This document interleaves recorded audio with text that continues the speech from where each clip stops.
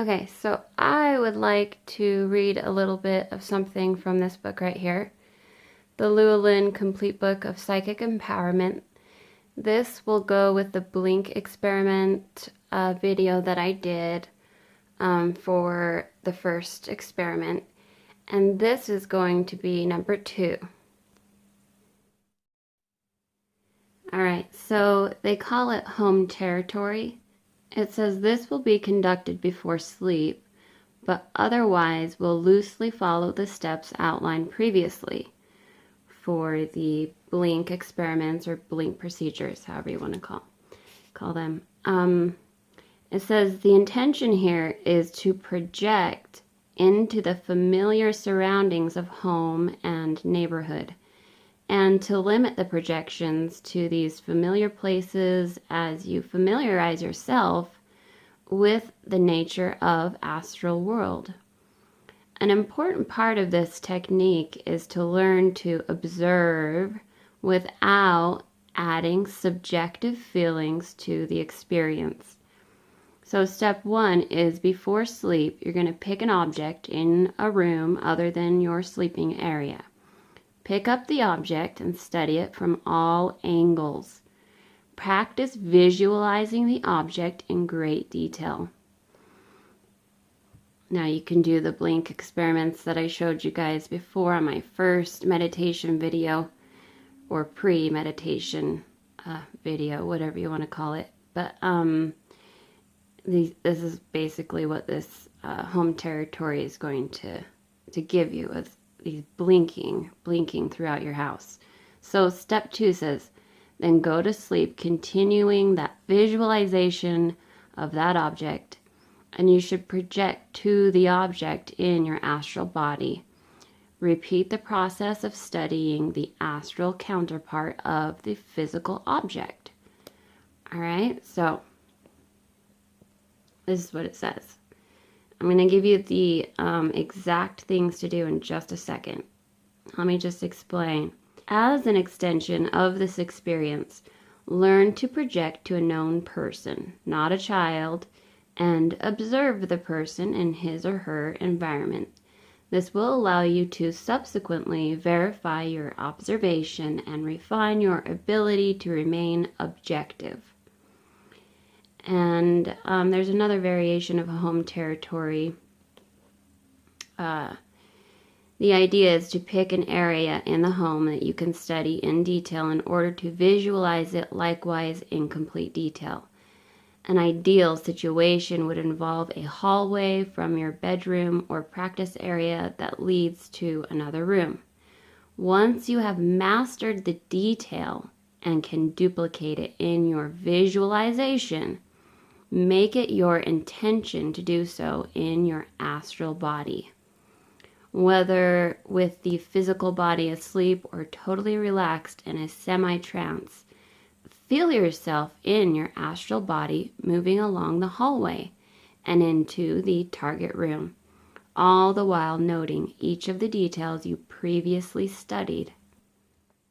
Okay, so you are literally going to be using the same eye blink experiment, I called it, or eye blink procedure, and it utilizes the eye blinks and innovative orientation techniques designed to induce the out-of-body state and facilitate travel to either physical or non-physical destinations.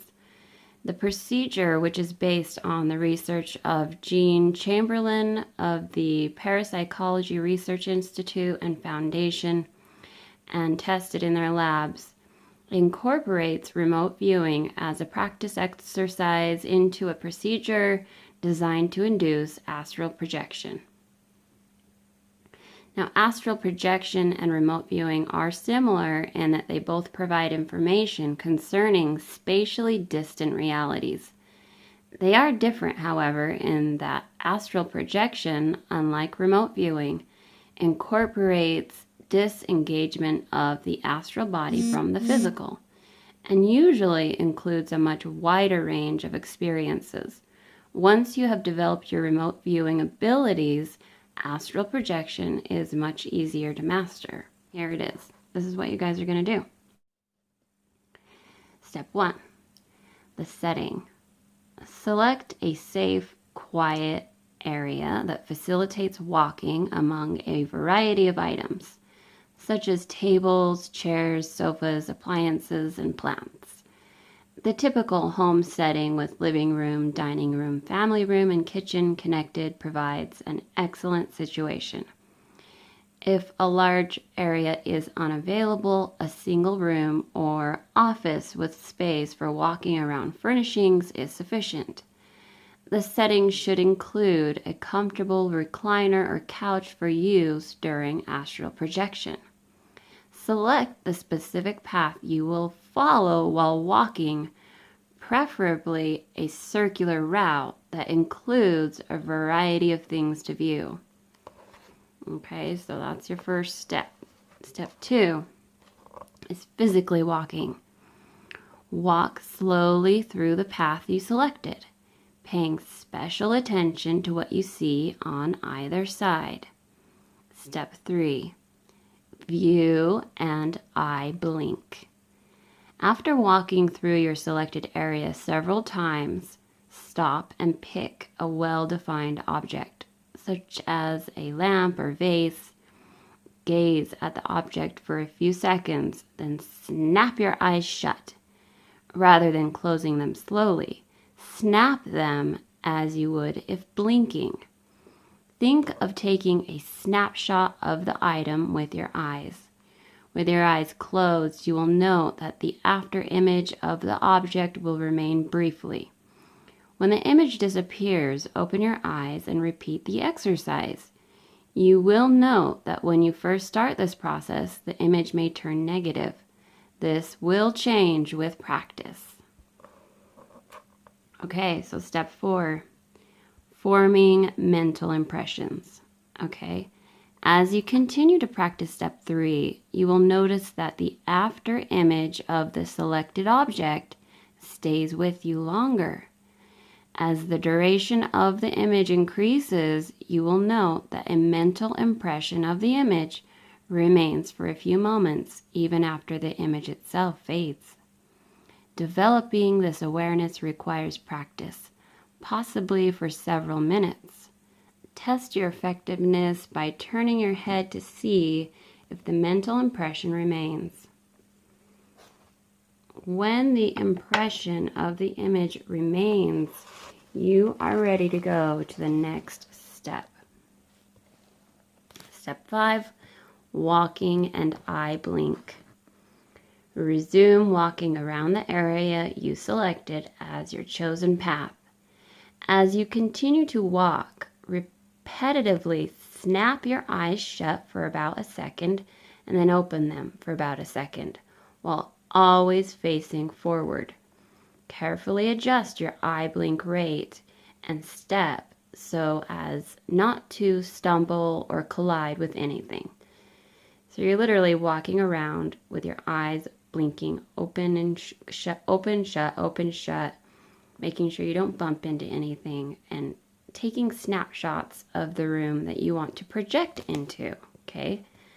Sorry, let me just keep reading. Okay, so upon beginning this routine, you will probably see the images in your mind's eye as stationary. After several times around and possibly more than one session, you will notice that when your eyes are shut, the items continue to move, so that your eyes can be closed longer before the movement stops. You will know you have this mastered when the objects you envisioned are adjacent to you when you open your eyes. I hope you guys are understanding this. So this is something that you do throughout your house or wherever you can. Step 6 is mental walking. Having mastered step 5, find a comfortable place to recline or lie down with your legs uncrossed and your hands resting at your sides. As you relax, make the entire trip mentally with your eyes closed. While mentally walking through your selected space, pay special attention to the familiar details along your pathway. Observe them from different viewpoints as you sense yourself walking among them. Step 7, Okay, step 7, remote viewing. As you remain relaxed with your eyes closed, select a familiar distant place and view it remotely. Pay particular attention to the specific details of the distant setting you are viewing. Take plenty of time for the setting to emerge in full detail. All right, so step 8 is astral projection. So, having remotely viewed a distant setting, you are now ready to travel out of body. With your eyes remaining closed, mentally walk around your selected path once more. View in detail the setting as you move among its furnishings. As you continue this mental exercise, you will begin to sense yourself literally walking out of body through the room, maneuvering among pieces of furniture and noticing objects in even greater detail. You will sense that you can travel out of body beyond the room to experience firsthand other surroundings, including the place you remotely viewed in step 7. You are now ready to walk out the door and travel to that place. Take plenty of time to travel to that place, and once there, add to your awareness such sensations as hearing and touch. Remain in that place long enough to get a full sense of your presence there. Okay, now going into more advancement here. Step 9, distant travel. You can now travel to places you have not physically been before. Note your sense of freedom and control. By intent alone, you can travel in any direction to any location you choose. Your destination can include both physical and spiritual realities.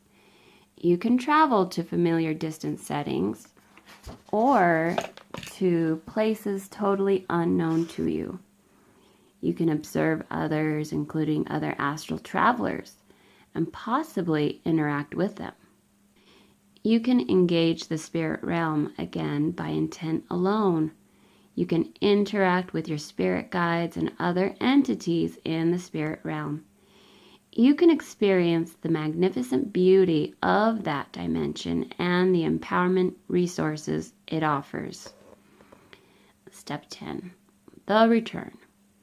To return to your physical body and re-engage it, give yourself permission to first return to the familiar setting you visited earlier, and from there to your physical body at rest. Allow plenty of time for yourself to slip into your body, fully re-engaging it. When you notice such sensations as breathing, heart rate, and weight, you will know you are back in your body. On step 11, resolution and verification. Take a few moments to reflect on your out-of-body experiences. Explore the relevance of the experiences, particularly your visitations to the spirit realm. Verify as far as possible that what you experienced during astral travel was accurate, if you can. And it adds at the end, other strategies have been designed to facilitate the out-of-body experience during the normal waking state. Astral flight, in quotes, is an OBE induction procedure that uses physical relaxation along with astral imagery. And then it goes into astral flight, which I'm not going to do right now. So I want you guys to try that and let me know how it goes, or if you have any questions at all, in case that wasn't clear.